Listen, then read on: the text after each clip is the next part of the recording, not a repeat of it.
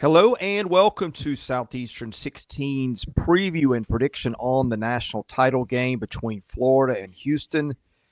This could be one for the ages. It is a virtual pick'em. I think Florida, as we do this Sunday morning, currently a 1-point favorite. Ken Pomeroy would have Houston by less than a point. It's that kind of matchup. Both elite teams who had elite seasons, who had amazing performances in the postseason to get here. I still can't get over what Houston did to beat Duke late in that one. But we have videos on that one too. Today is about the matchup between Houston and Florida. Saturday night, tips off 6:50 Central on CBS. Max Barr, kick us off with your initial thoughts on this one. What a fantastic matchup to put a cap on an incredible year of college basketball through and through. Still processing what happened in that Final Four. It still hasn't fully all digested, with Florida down by 8 points, Auburn close to 1.4 points per possession in that first half, almost puts up 50 given all the injuries. Incredible performance. Florida fights back. Walter Clayton, a tournament performance that is rivaling Kemba Walker's of years past. And then the Houston and Duke, the comeback, I still cannot believe how that happened. It still has not set in that actually took place. But here we are with one game left, two teams, the SEC with a historic year as a conference, and they've got their hottest team down the stretch, the Gators. It was Auburn representing the league at tops the AP poll for most of the season. But once that calendar year changed over, the Gators turned it on, and they will be representing the SEC here, guys, against the Big 12's best. Well, you said it's still hard to process the Houston-Duke game. I'll tell you who also is moving on from that game. That's the Cougars, because they got to get ready for the Gators. And I think Kelvin Sampson knows, hey, nice little celebration after the win, but they're back to work here, getting ready for a formidable foe in the Gators, who, as we said, have played just some really, really good basketball over the past entire season. But really, again, they've just kind of taken it to the next level, you feel like, over the past month or more now, I guess. And so that's where we are. You've got the setup with just given, these are two top 10 teams on offensive and defensive numbers. You just know what to expect now from them, and it's a national championship game for a reason. I would expect nothing less than kind of like we said, a pick 'em 1 point, one way or the other here. This isn't UConn from the past couple of years where you just had, as Max brought up in our live stream, we're just going to have someone go in as an overwhelming favorite. This is flip a coin. Let's see what happens, because these two teams are here for a reason. And matchup-wise, there's a lot to look at here. These teams are truly elite. There really are only one or two things on each side that you can circle as weaknesses, and the strengths of both teams were so strong that they got here in spite of those few things, which we will highlight later.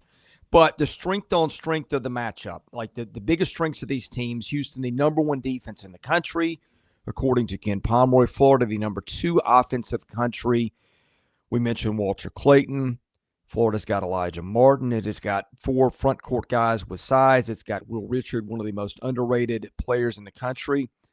And then there's Houston, which just defends and takes things away, and even Duke could not get a basket in the last 10 minutes, which is why Duke is at home and Houston is here. Max, what are we watching in particular on this side of the matchup?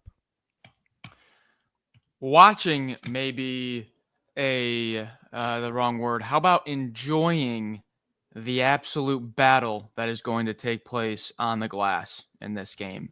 Absolute battle. When you look at both these teams, how'd they come back? Both were down at halftime. Both faced, I think it was 9 points there in that second half for Florida, 14 for Houston. How'd they come back? Florida, 12 offensive rebounds. Houston, 18 offensive rebounds. The extra chances were how the Gators and the Cougars were able to come back, along with some other plays and a lot that goes into it. But earning those extra possessions, especially Houston, I believe their last 3 possessions were all offensive rebound possessions, 3 in a row. Duke didn't secure 1 defensive rebound to close out the game. That's going to be a battle. You've got Florida with 1 more body with Chinyelu Condon, Hauk, and Henlogden compared to Houston's Roberts, Tugler, and Francis. Could throw in Arsenault a little bit in there also, just a little bit smaller than Tommy Hauk. But that's what I'm looking for right away, Chris. The battle on the boards. Well, the battle I'm looking at is, think about the last 3 opponents that Houston has played in this tournament. They played Duke, they played Tennessee, they played Purdue. Those are 3 teams offensively that approach things a bit differently than Florida does. And I think, like we said, Tennessee and Purdue probably a little bit more to slower type tempo. We mentioned Duke still. I mean, they're not a slow team. The tempo is what it is, but still average offensive possession, they're top 125, something like that. But we talk about Florida, and the things that have impressed us about Florida is what? Their ability to get a rebound. Keeping Houston off the offensive glass, as Max said, is priority number 1. But if you get that defensive rebound, all of a sudden, one of these guards gets the ball in their hands, most likely Walter Clayton, and they're down the floor, right? They are just sprinting down the floor, and that's where you get the wild, breakaway dunks and oops and just all kinds of stuff with Florida and their ability just to run the floor. You get a shooter open in the corner, something like that on the fast break, all these kind of things. And that's where I think this game, it's going to come down to that. Max mentioned the rebounding stuff, but it's just when Florida can get out and go, it is a beautiful thing to watch them play offense in the open court, right? Just being able to get out and transition, those kind of things. Now, the uncharacteristic turnovers, I think especially people look at maybe in the Auburn game a little bit, see a few too many turnovers. You can't do that and beat Houston here. But I think that's where who kind of dictates how this game is played. Max, we talked about in the live stream on Sunday morning, people were saying, hey, this game's in the 60s, Houston's your winner. This game's in the 70s, Florida's your winner. Now, there's a little wiggle room there, I think, in terms of exactly, 72, 71, as Ken Palm has it projected. That's not exactly, out of reach for Houston, I don't think. But it is one where if you let Florida kind of get in a groove and get down the court, they're going to be able to present some problems, even for a great Houston defensive team, just because some of those matchups when you're in transition, those kind of things, can be a little difficult when you're trying to guard this Florida team, and we've seen that so many times in SEC play and throughout this NCAA tournament for the Gators. The other thing I'm watching is on the other side, when Houston's got the ball, the Cougars, the number 1 3-point shooting team in the country in terms of efficiency, 40%. Now, they don't shoot a lot of them. They're smart about them. But I watched the way that Florida shut down Auburn in the final minutes and got enough stops to win the game. It's because Florida will send big guys flying at you with those long arms, and just you don't get great looks from 3. I think that's a thing to watch on this side of the matchup too. Yeah, and you led me exactly to where I was going to go next, where I think Florida has the path to, and I know I'm saying this against Houston's defense, but when you're looking at the offensive numbers and what the other teams allow, how Florida shuts off the 3-point line, you would think that Florida's 2-point offense should be a little bit smoother than Houston's. Now, I say that after Houston just absolutely shut down Duke the last 10 minutes of that game, but when you're looking at 2-point percentage, Florida's 2-point percentage top 30 in the country. Houston back down there near around 300th. So how does Houston make up for that efficiency difference? Florida doesn't force as many turnovers as Houston does. So where I think Houston is going to be able to make Florida cough it up a little bit, I think Florida is going to shoot a better percentage. Now, which one of those is skewed more in one's favor might be the difference in this game. But I'm fully expecting the Houston defense, where Florida might score a little bit more efficiently inside, they're also going to turn them over, negating that, and that's a stalemate in my mind.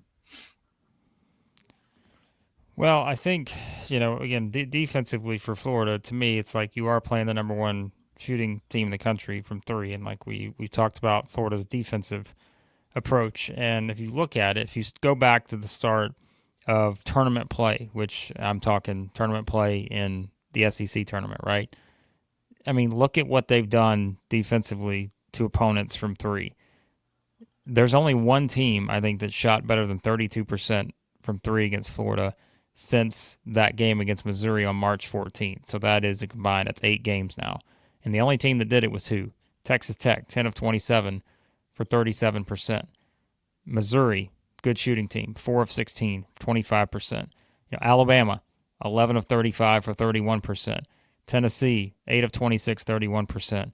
Norfolk State, 2 of 14, 14%. I mean, it's, again, kind of a challenge there. UConn, 8 of 29, 28%. Maryland, 6 of 19, 32%. And then Auburn, 7 of 25 for 28%. So, again, that's what we talk about when we say Florida and their ability not just to be a team that stands out offensively, but the defensive element with Elijah Martin and those guys defending on the perimeter.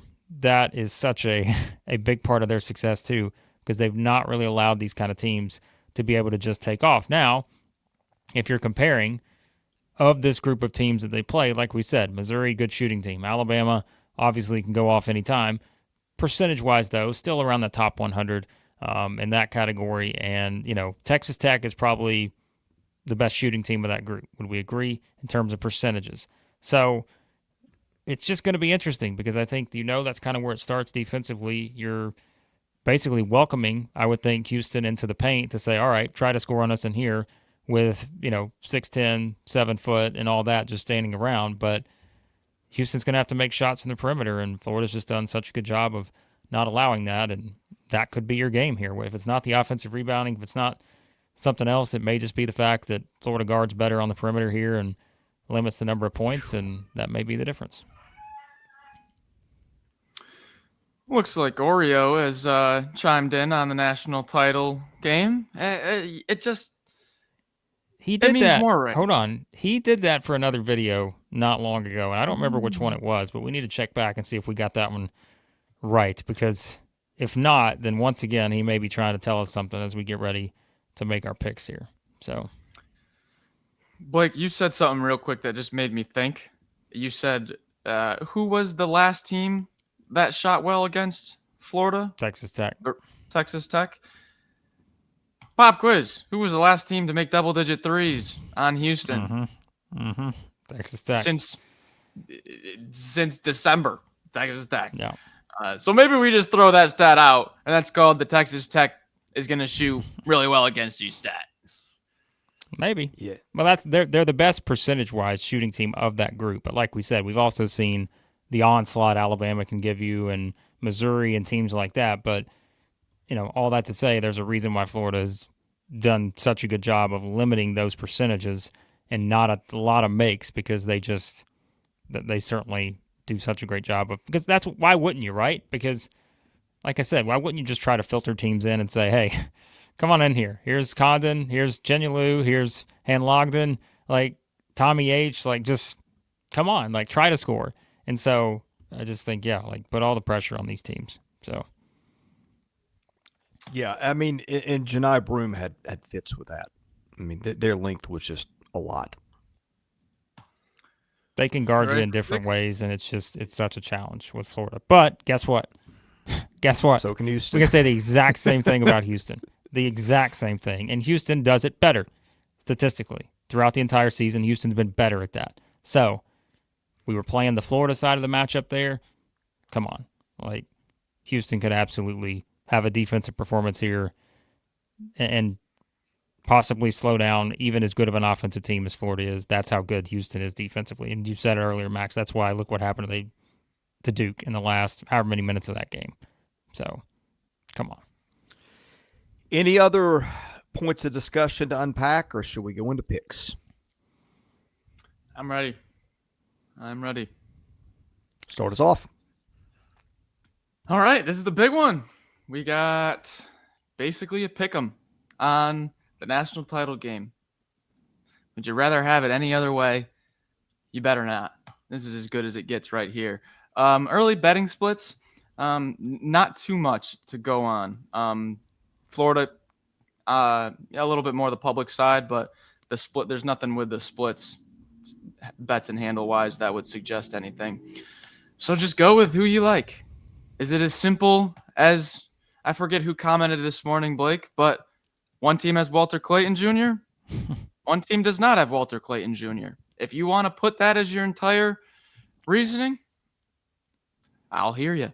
No pushback from me. However, I've got a team to ride, and they need me. They need me. Max may be a little invested here. I'll tell you what, this is a 50-50 game. It's the national title game. I expect it to be absolutely incredible. Houston is 32-0 this year when holding their opponent under 70 points. That's the key. Old Florida under 70, Houston wins. Florida gets above 70, I think Florida wins. Sign me up for this game. I'll go Houston. This game has got a little bit of something for everybody. It's got old school, grind you out defense. It's got guys that can shoot. It's got scores. It's got height. I mean, there's really nothing lacking in this game. Elite coaching. I mean, we might see 10 concussions at the rim in this game too. The way these teams play, my goodness. I mean, put your shoulder pads on and get at it. But all kidding aside, I think when I get down to it, Florida's length just makes it so tough on teams to get off shots inside or outside. Florida's got an advantage there, and tournaments like this are where just a star shines and carries you. And I think Walter Clayton will be the difference here too. I picked Florida and Houston to be here before the tournament started. I picked Florida to win. I will stick with it. Well, this is not what I prefer. Usually I don't like to have a split vote heading into my vote because that just is not what I look for. But Winston Churchill once said that those that fail to learn from history are doomed to repeat it. And I don't know if you've heard that quote before, but the problem is here. Winston had a great idea with that quote, but it really doesn't apply either way because I could use that in both directions here when it comes to either picking Houston or Florida. But historically, I'm looking at this game and I'm thinking all the things I said about, Florida defending the three, they've done a good job. Well, again, look what Houston's done. Max talked about it. The last team to hit double-digit threes against this team was Texas Tech, and that was all the way back like on February the 1st, right? They have just, it's just so hard to get a lot of attempts against them, but yet Florida could get inside, do a little, aggressive play in there, get some opportunities. I feel like this. Oh no, I know where I'm going with this. You just got to let me get there. Okay. So the thing is, like when we apply it to Mr. Winston Churchill, who has been on an absolute heater in this tournament? There are two people that have been on an absolute heater, and that is Walter Clayton and Sir Maximus Barr. And I'm like, which one do you pick in this scenario? You got to learn from your mistakes. I picked against Houston twice in this tournament. Twice I have picked against them. I picked them to lose to Tennessee. I picked them to lose to Duke. I am riding the heater and going with Max Barr in this scenario because maybe I'm trying to will it to victory for Max. Okay. A lot at stake here. Florida fans, you're welcome because we know what this means. I will pick Houston. Okay. Max is like, I know who my friend is now. Okay. Yeah. I don't know if this is a good thing or a bad thing for Houston. Trust me, Max, this was the worst thing you could have asked for, me picking Houston. You should be very worried at this point. Trying to turn it into a positive. I feel like we've come full circle at the last minute here because, we got everything. We got almost everything in this video. We had an audio outburst. We got a Winston Churchill reference. We got Blake stalling while he's trying to decide what he's going to pick. We got everything but a kiss of death. Everything but that. Well, Florida fans were asking for that, and I was trying to give it to him, but Chris went off script here. Yep. And so Florida fans, you are to blame Chris and not me or Max Barr in this scenario. So I do lean on a slight coaching experience advantage for Houston as well. I have picked against my guy, Kelvin Sampson, twice in this tournament. Wow. Can I really do it a third time? That was the tough part of this. So, well, all kidding aside, cannot wait to see it. This will be, I think, a game for the ages. I will be very surprised if one team runs away from the other. And we'll be here to wrap it up when it's over. Hit the subscribe button, enable your notifications. Also, if you haven't followed us on the podcast platform, audio, give that a follow. Give us a like and a rating there, a 5-star preferably. That helps us there too. Anyway, thank you for watching. God bless you. Have a great day. We'll see you Monday night afterwards. For Max Barr, Blake Lovell, I'm Chris Lee. You've been watching our NCAA Tournament final preview here at Southeastern 16.